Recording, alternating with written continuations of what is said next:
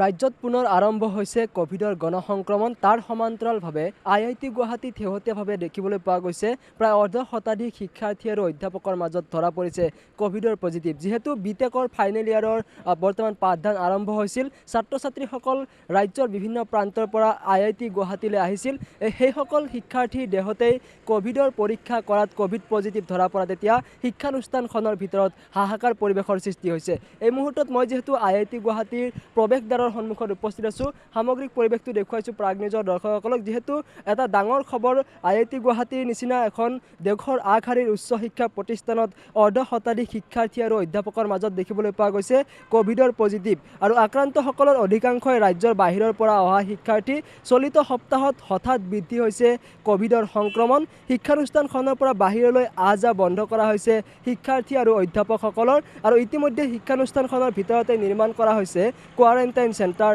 IIT গুৱাহাটীৰ কেইবাজনো বিষয়া কৰ্মচাৰী অধ্যাপকৰ দেহতো পোৱা গৈছে কোভিডৰ পজিটিভ ইলেক্ট্ৰনিক ডিপাৰ্টমেণ্টৰ এগৰাকী অধ্যাপকৰ দেহত কোভিডৰ পজিটিভ ধৰা পৰিছে তেওঁ পশ্চিম বংগৰ পৰা আহিছিল আৰু তেওঁৰ কণমানি সহ তেওঁৰ সমগ্ৰ পৰিয়ালটোৱে কোভিডৰ আক্ৰান্ত হোৱা পৰিলক্ষিত হৈছে তেওঁক বৰ্তমান GMCHত চিকিৎসাধীন হৈ থকা বুলি এক বিশেষ সূত্ৰৰ পৰা জানিব পৰা গৈছে যেহেতু ইতিমধ্যে কোভিডৰ সংক্ৰমণ সমগ্ৰ ৰাজ্যজুৰি আৰম্ভ হৈছে সমান্তৰালভাৱে যেহেতু বহিৰাজ্যৰ পৰা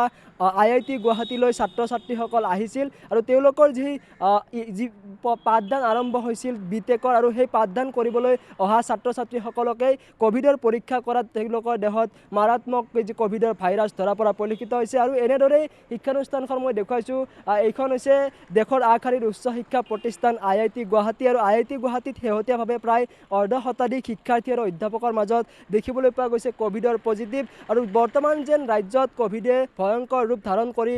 আৰম্ভ হৈছে আৰু যেহেতু আজিৰ দিনটোত যদি চাবলৈ যায় কামৰূপ জিলাত মঙলবাৰৰ দিনটোলৈকে 80 গৰাকী লোকে কোভিডত আক্ৰান্ত হৈছে আৰু জিলাখনত প্ৰায় 156 গৰাকী লোকে কোভিডত আক্ৰান্ত হৈ কোভিড চিকিৎসালয়ত চিকিৎসাধীন হৈছে যেহেতু কামৰূপ জিলাত বৰ্তমান নিয়ন্ত্ৰিত অৱস্থাত আছিল কিন্তু যোৱাকালিৰ তথ্য যদি আমি চাবলৈ যাওঁ জিলাখনত হুৰাহুৰে বৃদ্ধি পাইছে কোভিডৰ সংক্ৰমণ আৰু IIT গুৱাহাটীতে অধিকাংশ লোকে কোভিডত আক্ৰান্ত হোৱা পৰিলক্ষিত হৈছে জিলা প্ৰশাসনে যৎপনাস্তি চেষ্টা চলাইছে যে কোভিডৰ সংক্ৰমণ জিলাখনত ৰোধ কৰিবৰ বাবে তেওঁলোকে বিভিন্ন ধৰণৰ পদক্ষেপ গ্ৰহণ কৰিছে জিলা উপায়ুক্তই নিজে এই কাৰ্য তদাৰক কৰিছে তাৰ পিছতে কিন্তু দেশৰ আগশাৰীৰ উচ্চ শিক্ষা প্ৰতিষ্ঠান যি উত্তৰ গুৱাহাটীস্থিত IIT গুৱাহাটীত প্ৰায় অৰ্ধ শতাধিক শিক্ষাৰ্থী আৰু অধ্যাপকৰ দেহত ধৰা পৰিছে মাৰাত্মক কোভিডৰ যি ভাইৰাছ আৰু এই ভাইৰাছ ধৰা পৰাৰ পিছতে এতিয়া শিক্ষানুষ্ঠানখনৰ ছাত্ৰ ছাত্ৰী আৰু ভিতৰত থকা যিসকল অধ্যাপক আছে শিক্ষক আছে তেওঁলোকৰ মাজত এতিয়া এক হাহাকাৰ পৰিৱেশৰ সৃষ্টি হৈছে আৰু তেওঁ আটাইসকলকে লৈ এতিয়া IIT গুৱাহাটীৰ ভিতৰতে কোৱাৰেণ্টাইন চেণ্টাৰো নিৰ্মাণ কৰা হৈছে তেওঁলোকক যাতে তৎকালীনভাৱে কোভিডৰ যি কোভিডৰ চিকিৎসা প্ৰদান কৰিব পাৰে তাৰ বাবে স্বাস্থ্য বিভাগে